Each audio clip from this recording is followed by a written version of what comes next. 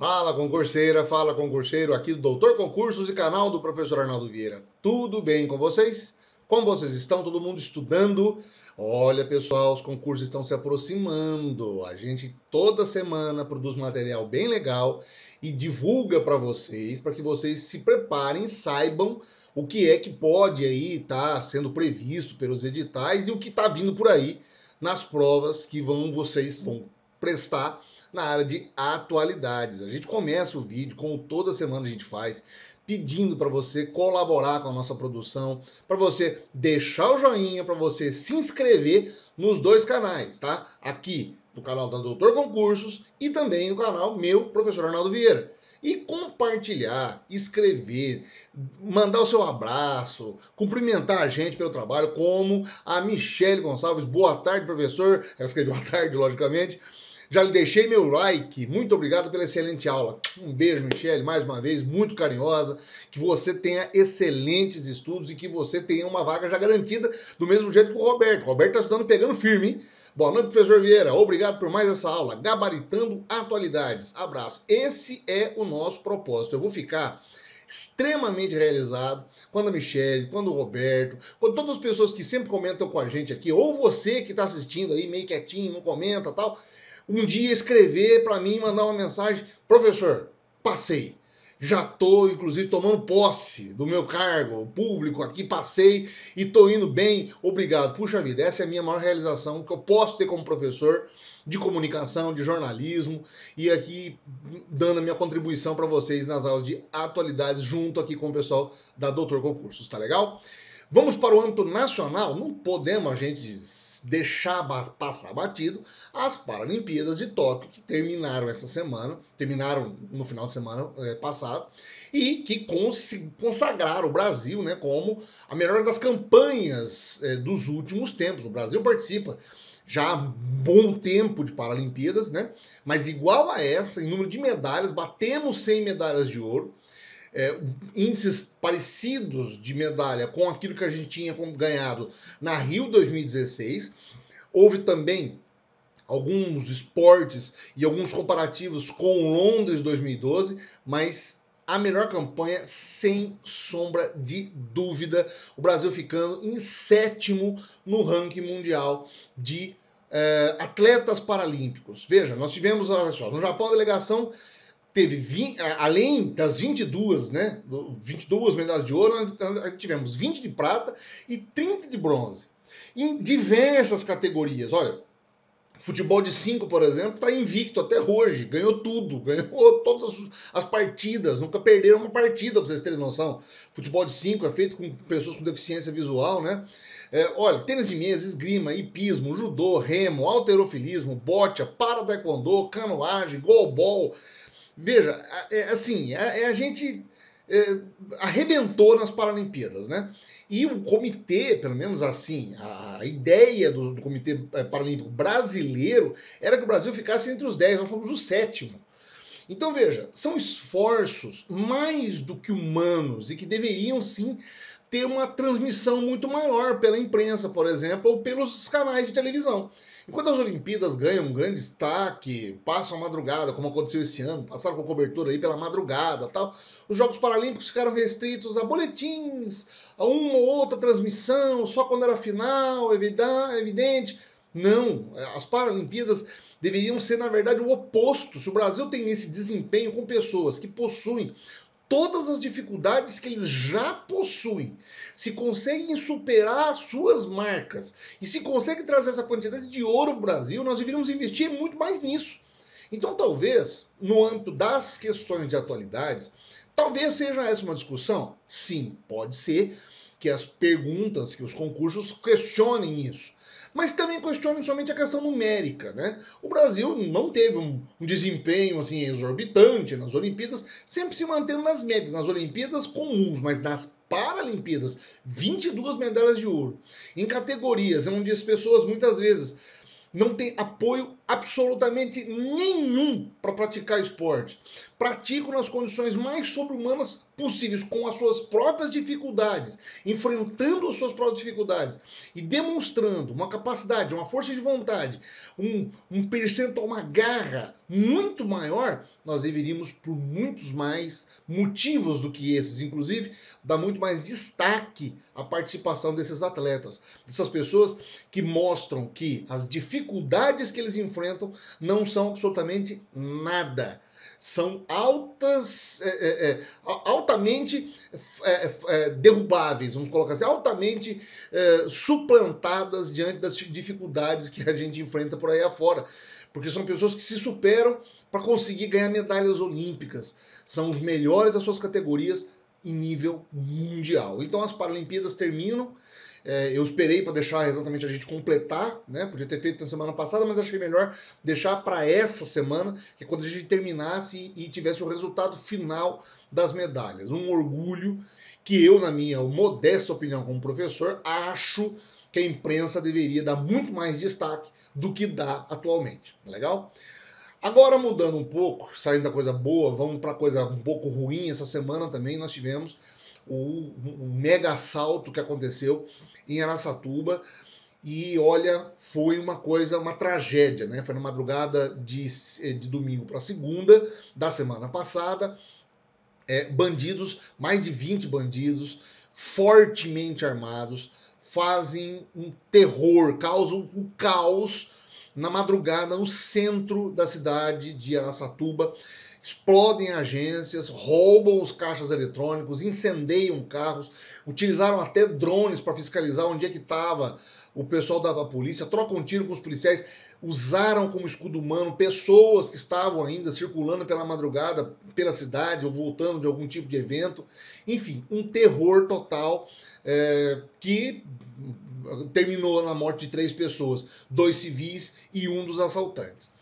O que chama atenção e por que eu estou abordando isso e por que eu acho que isso vai cair nas questões de atualidades? Porque isso tem se configurado o que os meios policiais e os meios de investigação têm atribuído ao nome de novo cangaço. Ou seja, são grandes quadrilhas especializadas em roubos, em assaltos em cidades. Eles começavam antes com cidades pequenas, fazendo pequenos assaltos em caixas eletrônicos ou agências de correio, onde tinha uma certa circulação de dinheiro em cidades pequenas, ou pequenas agências bancárias, e agora estão passando para cidades grandes. Araçatuba é uma cidade grande, está aqui no interior do estado de São Paulo, mas não foi única, tá? Assaltos parecidos aconteceram em Ourinhos, Botucatu, Araraquara, Mococa e Jarinu. Então esse conceito do novo cangaço pode ser utilizado e pode cair nas questões? Sim, são quadrilhas altamente preparadas, não estamos lidando com amadores simplesmente. Essas quadrilhas sabem muito bem, eles são muito bem informados, têm as informações aonde o dinheiro vai estar. Tá? No caso de Araçatuba especificamente, havia a informação de que aquela central de um dos bancos tinha recebido um aporte muito grande, porque nessa semana ia começar a distribuição dos auxílios do governo. Então você tem uma grande disponibilidade de dinheiro em espécie, não é? Armazenada lá. Então eles tinham essas informações. Outros assaltos também já aconteceram em outras cidades, como também na própria cidade de Araçatuba, a sede, por exemplo, de uma empresa de carros fortes, que também possuía muito montante em dinheiro. Joalherias foram assaltadas, supermercados também já foram assaltados em outras cidades, mas esse novo cangaço ele se caracteriza justamente por essa forma muito violenta das operações, as operações sempre à noite, algumas que foram inclusive durante o dia, mas esparçadas e ainda com algumas dificuldades, foram as primeiras. Outras características envolvem grupos, esses grupos organizadíssimos, gigantescos aí, grupos criminosos bem organizados que entram com uma espécie de estrutura e logística, oferecem, alugam as armas para que eles realizem os assaltos em troca de um percentual daquilo que acaba sendo roubado. Enfim, são estruturas que alimentam o tráfico de drogas e que estão configurando uma nova categoria de assalto em nível nacional. Muito perigoso, população muito assustada na cidade de Araçatuba, e não somente lá em Araçatuba, mas também em todas as outras cidades ao redor, né? Então essa semana toda, o grande parte do noticiário falou sobre isso e eu achei interessante trazer essa informação para vocês, porque já é uma informação recorrente, já tem acontecido em outras cidades e pode ser que um dia seja exigido aí nos concursos de vocês, tá legal? Âmbito internacional, um relatório que foi emitido no sábado, durante o Congresso Mundial da Natureza, que aconteceu na França, em Marseille, trouxe um alarme gigantesco que infelizmente já há um bom tempo a gente está percebendo, e eu tenho noticiado aqui várias vezes, tenho trazido para vocês várias informações relacionadas ao meio ambiente, mas esse relatório é muito contundente. O relatório é feito pela União Internacional para a Conservação da Natureza. A sigla internacional é IUCN. Veja, o que esse relatório aponta? Ele está dizendo o seguinte, que 28% das espécies animais, plantas e fungos correm o risco de serem extintas pelos próximos anos. Em grande parte por conta da influência humana, por conta das mudanças globais, por conta das alterações dos ecossistemas, da sobrepesca, da degradação de várias áreas, do derretimento, inclusive, de geleiras, do aumento do nível do mar, da temperatura elevada global, enfim, vários e vários elementos que fazem parte de uma espécie de conjunto, de cadeia de acontecimentos que está colocando fim a algumas das espécies que hoje mantêm grande parte do equilíbrio. Por exemplo, os tubarões. Algumas raças de tubarões podem ficar extintas nos próximos anos. E aí você fala, nossa, é até bom que o tubarão seja extinto do oceano. Pois é, só que o tubarão ele é um grande predador. Ele evita, inclusive, que superpopulações de outros animais infestem toda aquela atividade marítima. Outros animais, como por exemplo o dragão de Komodo da Indonésia, cada vez mais ele deixa de existir. Primeiro pela caça que acontece, também por conta da temperatura da água. Ele é um animal ainda com muitas dificuldades dessa adaptação do calor. Ele não tem uma regulação, inclusive homeostática interna. Então sofre com as poluições, fora a poluição dos oceanos. Os animais que se alimentam, que comem, por exemplo, plástico nos oceanos, ou que são mortos pelos detritos que vão ser lançados pelo oceano. Enfim, esse trabalho dessa entidade, da IUCN, é um trabalho que já vem desde os anos 60. Eles não são ativistas, inclusive, eles não pertencem a nenhum grupo de ativistas. São grupos de cientistas ligados a governos e a organizações não governamentais. E que têm apontado os seus relatórios, demonstrado seus relatórios para países como uma espécie de alerta. Olha, a sua política de preservação ambiental está com problemas. Então, atue rapidamente para que você não perca essas espécies. Esse relatório, que foi divulgado no sábado, ele é só a ponta de um iceberg, se a gente pode falar. Porque muitas outras raças podem deixar de existir, e raças, inclusive, de plantas e fungos que também vão deixar de existir justamente por conta ou do aquecimento ou das poluições, poluição atmosférica, poluição do solo, poluição da água, enfim. É uma informação muito relevante e que chama a atenção para você, concurseiro, para você, concurseira, porque depende, inclusive, de alguns resultados, algumas ações dos países para que isso seja evitado. Então, continuem prestando atenção nesses relatórios, nessas informações, que volta e meia isso aí também é alvo das perguntas de concurso. Mas acende para nós esse alerta de como é a política dos países, como está sendo a política internacional de países para a preservação de animais que estão a quase beira da extinção. 28% de raças animais, plantas e fungos quase morrendo e desaparecendo pelos próximos anos é muita coisa nesse ambiente que possui queimadas, né, a todo momento, e queimadas que estão alterando o ecossistema e alterando inclusive regiões. Aqui no Brasil mesmo, estamos sentindo, a região sudeste sofre com as queimadas, não só daqui, mas inclusive com os efeitos das queimadas da Amazônia, que fazem com que a gente não tenha mais uma espécie de controle ambiental, inclusive das águas. Seca extrema em alguma área, chuva em outras, mudanças de temperatura do oceano, enfim, tudo isso pode cair e ser exigido dos concursos que vocês vão prestar, tá legal? A última informação dessa semana internacional é a retirada, finalmente, das tropas norte-americanas do Afeganistão. O prazo esgotou-se no dia 30, foi acompanhado, inclusive, pela imprensa internacional com muita apreensão, porque no final de semana, inclusive, já tinha tido um certo ataque a um dos aviões que estava decolando, não pelo Talibã, mas pelo ISIS-K. Mas, enfim, a saída total agora dos americanos concretizou-se. Pelo menos eles tentaram levar grande parte do contingente de diplomatas, funcionários, pessoas ligadas ao governo e os soldados. Uma foto clássica que vai entrar para a história, é uma foto inclusive noturna de um soldado vindo em direção ao avião, é o último soldado que estava lá no Afeganistão. Encerrando um ciclo de quase 20 anos de um dos maiores conflitos que os americanos já participaram, e um conflito que infelizmente não surtiu o resultado esperado, né? Foi a mais longa ocupação que os Estados Unidos fez a um país, mais de 20 anos, quase 20 anos, né? Porque iria se completar quase 20 anos no final desse ano, né? E a quantidade de dinheiro que foi gasto, a imprensa norte-americana dá aí como 10,4 trilhões de dólares gastos para manter as tropas norte-americanas lá, para manter esse pessoal em terra, fora a quantidade de mortos, né? Muitos mortos. Então, os soldados americanos que morreram, 2.000 soldados que o país perdeu por conta dos ataques, dos conflitos, enfim.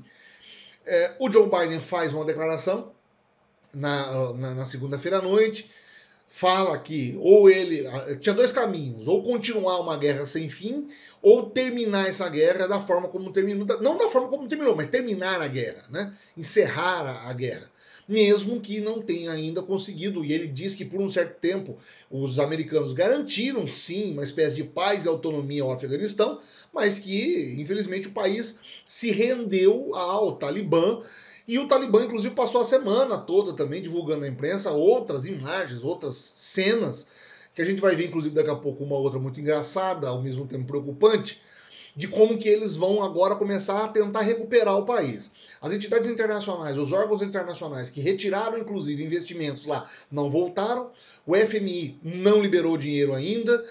O país ainda está começando a se organizar para haver uma nova formação de governo que não foi anunciado pelo próprio Talibã ainda. O fato é que americanos e outros países já não pertencem, né, já não estão mais com suas tropas lá.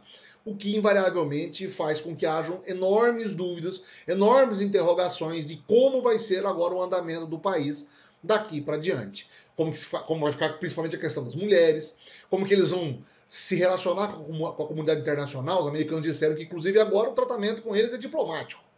Bom, se diplomático ou não, o fato é que o último avião decolando de Cabul faz com que a gente tenha aí o encerramento dessa etapa, dessa página, e que a gente vai acompanhar os novos desdobramentos. Mas uma coisa a gente pode ter certeza, né? A imprensa, a comunidade internacional vai ficar de olho. Como eu vou dar esse extra aqui para vocês do que aconteceu durante esse programa que estava sendo transmitido ao vivo no final de semana passado, em que o apresentador vai entrevistar um líder do movimento com a companhia de mais 7, 8 combatentes talibãs armados, com armas de grosso calibre, no fundo, enquanto a entrevista acontecia. Talvez essa cena, e isso foi repercutido mundialmente, né? Talvez essa cena que viralizou nas redes sociais, inclusive foi tratada até com muita ironia no começo, mas que acabou se tornando, foi uma cena real, né? Depois houve até uma gravação, o próprio apresentador depois fez uma divulgação dizendo que foi feita uma outra versão do programa, que também tem no YouTube, aí já sem a presença dos caras, mas é algo assim, tão absurdo da gente ver, tão ilógico quando você assiste uma cena dessa e vê os soldados talibãs com as armas, né, em punho, no meio de um programa de televisão que estava sendo transmitido para entrevistar um dos líderes do movimento. Você vê a que ponto chega essa questão da realidade que eles dão e da liberdade que, em tese, o país pode estar garantindo para a população afegã. Então, é muito complicado. E para mim, como jornalista, como professor de comunicação, ver cenas como essa e acreditar que tudo vai ficar bem, que não vai acontecer nada de problemático no país, que lá vai ser tudo tranquilo, tudo muito pacífico.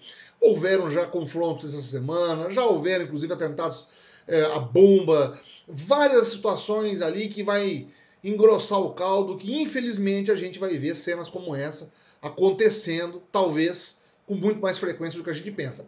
Mas ainda bem que as redes sociais existem, que a internet está por aí e que a gente consegue ter acesso a imagens tão impactantes quanto essa aqui, de soldados armados dentro de um estúdio de televisão, no meio de um programa ao vivo, transmitido para o país, entrevistando uma liderança deles lá. Talvez esse seja o conceito que eles estão querendo implantar de liberdade de imprensa. Bom, pessoal, espero que vocês tenham gostado, tá? Deixa o joinha, se não fez no começo, no meio, faz agora, pra gente é muito importante. Inscrevam-se nos canais da Doutor Concursos e aqui no meu, Professor Arnaldo Vieira, e deixe seu comentário. Assim que você puder, se você puder nos incentivar, é muito legal, eu sempre leio os comentários aqui, tá legal? Um grande abraço a todos vocês, a gente se vê semana que vem, se Deus quiser. Até lá!